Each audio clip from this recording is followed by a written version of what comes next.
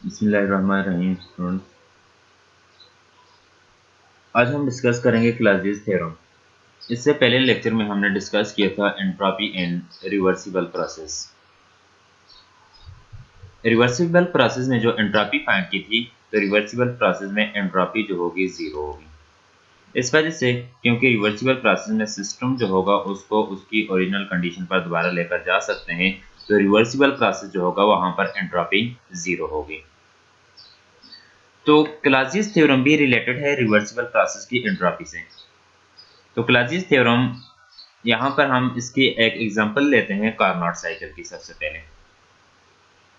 तो Carnot cycle एक ऐसा साइकिल है कि जिसमें सिस्टम को दोबारा उसकी इनिशियल स्टेट पर हम लेकर जा सकते हैं। तो ऐसा प्रोसेस जो होगा तो इसको रिवर्सिबल प्रोसेस कहा जाता है। अब यहाँ पर देख लें तो आपको different isotherm and different adiabatic process show किए हुए हैं और ये पीवी डायग्राम में शो किए हुए हैं। अगर ये इनिशियल स्टेट 1 है तो यहाँ पर जो प्रेशर होगा या वॉल्यूम होगा, तो प्रेशर को हम P1 और वॉल्यूम को V1 से रिप्रेजेंट करेंगे। यहाँ पर जो इसका प्रेशर और वॉल्यूम होगा P2 V2 and eight state 3 इसका प्रेशर और वॉल्यूम जो होगा P3 and V3। Initially system को अगर हम हीट दें तो सिस्टम को हीट देंगे तो सिस्टम के हीट देने की वजह से यहाँ पर हमारे पास जो प्रोसेस होगा isothermal expansions at temperature TH। तो हीट देंगे तो सिस्टम का प्रेशर रिड्यूस हो जाएगा और उसका वॉल्यूम जो होगा इंक्रीज हो जाएगा। 8.2 अगर जो हमने हीट दी थी उस मजीद हीट ना दें और ना ही उससे हीट को रिमूव करें, तो एडियाबैटिक एक्सपेंशन के उसी सिस्टम को हम किसी आइसोलेटेड स्टैंड के ऊपर प्लेस कर दें, तो जो हीट उसने एब्जॉर्ब की हुई थी उसी हीट की वजह से उसका वॉल्यूम जो होगा फर्दर इंक्रीज हो जाएगा। तो सिस्टम स्टेट 2 से स्टेट 3 तक रीच कर जाएगा। Stage 3 to stage 4 isothermal compressions. Isothermal compression में ये करेंगे कि जो हीट हमने सिस्टम को दी थी वही हीट इससे रिमूव कर देंगे। तो सिस्टम को लो टेम्परेचर रिजर्वायर स्टैंड के ऊपर प्लेस कर देंगे। जब सिस्टम को लो टेम्परेचर रिजर्वायर के ऊपर प्लेस करेंगे तो इसने जो हीट एब्जॉर्ब की हुई थी तो इसी हीट को ये रिलीज कर देगा।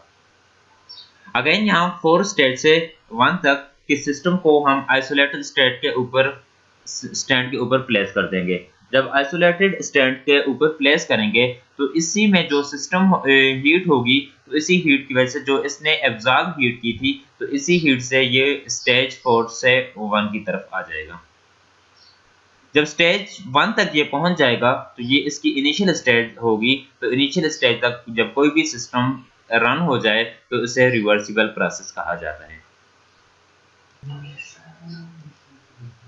अब यहाँ पर देख लें एक प्रोसेस है कि जब हम इसको हीट दे रहे हैं तो हीट देने की वजह से इसका वॉल्यूम जो है इंक्रीज हो रहा है। अब ये जो स्टैंड प्लेस किया हुआ था कि पहले इसके यहाँ पर स्टैंड प्लेस की हार्ड बॉडी प्लेस की हुई थी। अब इसी हार्ड बॉडी को यहाँ से रिमूव कर दिया कि पहले ये हार्ड बॉडी यहाँ पर प्लेस की हुई थी। तो जब हार्ड बॉडी यहाँ पर प्लेस की हुई है तो इसका वॉल्यूम जो है इंक्रीज हो रहा है क्योंकि यहाँ से हीट एब्जॉर्ब कर रहा है, हाई टेम्परेचर इसको दिया जा रहा है। जब हम हार्ड बॉडी को इससे रिमूव कर देंगे, जो इसने हीट एब्जॉर्ब की हुई थी, जब इसका टेम्परेचर राइज हो जाएगा तो यहाँ पर हार्ड बॉडी जो है इसको रिमूव कर देंगे। जब हम हार्ड बॉडी को रिमूव कर रहे हैं तो ये स्टेज B to C तक के ये इसे हम एडियाबैटिक बना रहे हैं। तो एडियाबैटिक बनाते हैं फिर भी इसका टेम्परेचर जो इसका वॉल्यूम जो है राइज हो रहा है और प्रेशर जो है ये डिक्रीज हो रहा है। अगेन हम ये कर रहे हैं कि अब लो टेम्परेचर कि कोई ऐसी लो टेम्परेचर रिजर्वायर यहाँ पर प्लेस करते हैं, कोल्ड बॉडी प्लेस करते हैं। तो कोल्ड बॉडी ये करेगी जो इसने हीट एब्जॉर्ब की हुई थी तो इसी हीट को यहाँ से ये टेक आउट कर लेगी।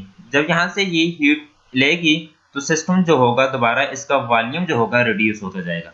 अगेन फिर इसको थर्मल स्टैंड के ऊपर प्लेस करेंगे। तो थर्मल स्टैंड के ऊपर प्लेस करेंगे तो इस तरीके से सिस्टम जो होगा पॉइंट D to A तक चला जाएगा। जब system point D to A तक चला जाएगा तो यहाँ पर ये इनिशियल स्टेट जो होगी इसको गेन कर लेगा। अगेन अगर हम इसे रिपीट करें तो हार्ड बॉडी को प्लेस करेंगे तो हार्ड बॉडी को प्लेस करने की वजह से इसका वॉल्यूम इंक्रीज और प्रेशर रिड्यूस होता जा रहा है। तो वॉल्यूम इसका इंक्रीज हो रहा है और प्रेशर रिड्यूस हो रहा है। अगर हार्ड बॉडी को रिमूव करें तो इसका वॉल्यूम जो होगा फर्दर इंक्रीज होगा और प्रेशर रिमूव होगा। इसी तरीके से ये एडियाबैटिक, अगर यहाँ पर आइसोथर्मल कंप्रेशंस का प्रोसेस है तो आइसोथर्मल कंप्रेशंस के प्रोसेस में वॉल्यूम इसका रिड्यूस होता जाएगा और दोबारा इसका प्रेशर इंक्रीज होगा, तो सिस्टम जो होगा ये इनिशियल अपनी स्टेज तक पहुंच जाएगा।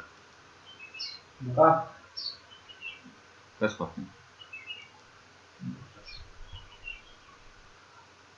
അതിനകത്ത് കുഴപ്പമൊന്നുമില്ല.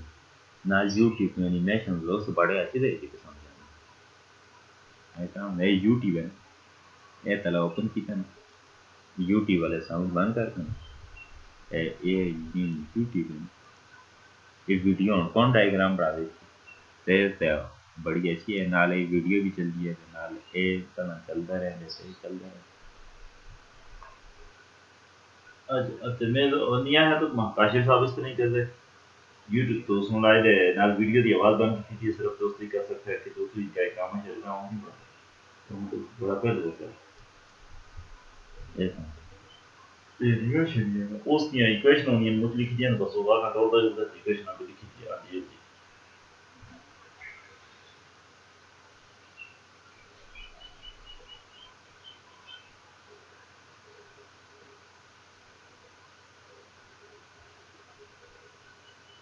अब बात करते हैं क्लाजियस थ्योरम की। तो क्लाजियस थ्योरम ये है the process will be reversible if total change in entropy is zero or if net entropy is zero process will be reversible। अब जिस थ्योरम की हमने बात की थी कार्नोट साइकिल, तो कार्नोट साइकिल जो है ये रिवर्सिबल प्रोसेस है। अगर हम इसको initially high amount of heat दें तो सिस्टम जो है इसका वॉल्यूम इंक्रीज हो जाएगा। जब सिस्टम का वॉल्यूम इंक्रीज होगा तो ये वाला प्रोसेस जो होगा आइसोथर्मल एक्सपेंशन। तो उसके बाद एडियाबैटिक एक्सपेंशंस, एडियाबैटिक एक्सपेंशंस के बाद आइसोथर्मल कंप्रेशंस और फिर एडियाबैटिक कंप्रेशंस होगा। अब एंट्रोपी जो है तो मैथमेटिकल फॉर्म एंट्रोपी की ये लिखी हुई है del S is equal to integral of ds। इसको इक्वेशन 1 का नाम दिया है। एंट्रोपी ये थी the disorderness of the system. किसी सिस्टम में डिसऑर्डरनेस क्या होगी? अब इस सिस्टम जो है इनिशियल स्टेज से फाइनल स्टेज या स्टेज ए से बी तक जा रहा है, तो एंट्रोपी डिपेंड ही करती है कि initial stage to final stage जब ये अपनी स्टेज को चेंज कर रहा है तो यहाँ पर इसके लिए एंट्रोपी हम ये लिखेंगे SAB। SAB मींस के entropy from A to B is equal to integral A to B dQ over dt। इसी तरीके से entropy for isothermal for adiabatic expansions, तो एडियाबैटिक एक्सपेंशंस की एंट्रोपी जो होगी SBC होगी। Now the entropy of isothermal compressions is SCD and entropy of adiabatic compression is SDA। तो total entropy जो होगी तो यहाँ पर एंट्रोपी अगर हम ऐड करें तो entropy from A to B plus B to C plus C to D plus D to A, तो ये टोटल एंट्रोपी आ जाएगी। अब जो ऊपर हमने वैल्यू फाइंड की हुई थी तो ये सारी वैल्यू इस इक्वेशन में पुट कर लें, तो इक्वेशन में वैल्यू पुट करेंगे। अब इस प्रोसेस में कार्नोट साइकिल में दो प्रोसेस हमारे पास एडियाबैटिक थे।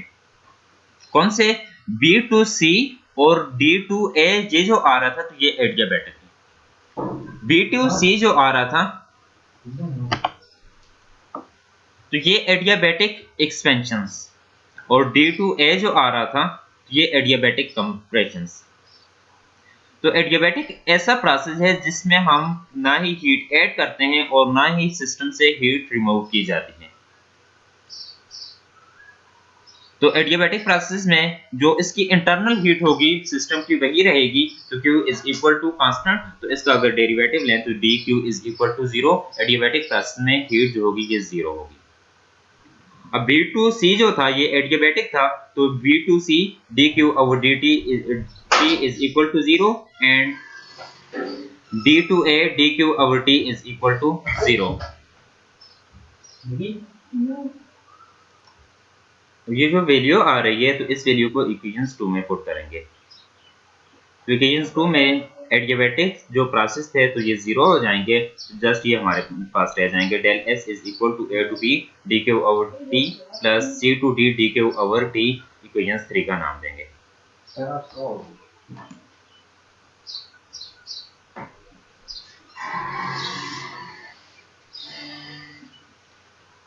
अब यहाँ पर जो प्रोसेस था A to B, the process along A to B is isothermal expansions in which heat QH enter into the system at temperature TH and taken as a positive। जब हम system में heat add करते हैं तो वो heat जो होती है वो पॉजिटिव ली जाती है। और C2D जो है आइसोथर्मल कंप्रेशन है, तो आइसोथर्मल कंप्रेशन में सिस्टम से हीट को टेक किया जाता है। तो जब हम सिस्टम में से हीट को टेक करते हैं तो वो हीट एज अ नेगेटिव ली जाती है। The process along C2D is isothermal compressions in which heat QL leave the system at temperature TL taken as a negative। तो ये वाली हीट जो होगी इसको हम नेगेटिव लेंगे। अब यही वाली जो इक्वेशंस आ रही थी तो इसी इक्वेशंस को हम ये लिखेंगे del S is equal to, तो ये रिप्रेजेंट कर रहा है A to P, Q H heat हमने सिस्टम में ऐड की है एट टेम्परेचर टी एच, तो ये बन जाएगा Q H over T H, और सी टू डी हमने सिस्टम में से क्यू एल हीट सब्ट्रैक्ट की है एट टेम्परेचर टी एल। ये हमारे पास ये वाला पोर्शन जो आ रहा है तो इसकी जगह हम ये लिख लेंगे Q L over T L. साथ यहाँ पर नेगेटिव साइन ये शो कर रहा है कि आइसोथर्मल कंप्रेशन में हमने सिस्टम से हीट रिमूव की है, तो नेगेटिव साइन ये रिप्रेजेंट कर रहा है heat taken as a negative. तो यहाँ पर एफिशिएंसी लिखी हुई है एफिशिएंसी ऑफ कार्नोट साइकिल, तो एफिशिएंसी ऑफ कार्नोट साइकिल अगर हम हीट की फॉर्म में रिप्रेजेंट करें तो 1 minus Q L over Q H, जैसे हीट इंजन के लिए लिखा था 1 minus Q one over Q two. इसी एफिशिएंसी को इन टर्म ऑफ टेम्परेचर, तो in term of temperature TL over TH, यही एफिशिएंसी आ जाएगी। अब इन दोनों इक्वेशंस की लेफ्ट हैंड साइड सेम आ रही है तो इन दोनों को कंपेयर कर लें। यहाँ से 1 जो होगा ये 1 ये भी कैंसिल हो जाएगा और माइनस जो होंगे ये कैंसिल हो जाएंगे, तो QL over QH is equal to TL over TH। यहाँ पर इसको अरेंज करके लिख दिया QL over TL is equal to QH over TH आ जाएगा। अब इक्वेशन 4 जो आ रही है QL ओवर TL, तो इसकी वैल्यू यहाँ से QL ओवर TL, तो इसकी वैल्यू यहाँ पर पुट करेंगे। जब वैल्यू हम यहाँ पर पुट करेंगे तो ये टर्म जो दोनों सेम आ जाएगी, तो दोनों टर्म जब सेम होगी तो del S is equal to 0, तो means change in entropy is 0। इसकी रीजन ये है कि सिस्टम जो होगा तो सिस्टम को दोबारा ओरिजिनल स्टेट पर लेकर चलेंगे। जब कोई भी सिस्टम ओरिजिनल स्टेट पर लेकर जाएंगे तो उसकी एंट्रोपी 0 होगी। तो यही हमारे पास क्लासियस थ्योरम था। तो क्लासियस थ्योरम ये था, Clausius theorem state that the process will be reversible if net change in entropy is 0। तो यहाँ पर नेट चेंज जो है एंट्रोपी में 0 हो रहा है, तो del H is equal to 0, the Clausius theorem is prove. तो यही क्लासियस थ्योरम का प्रूव है फॉर एंट्रोपी।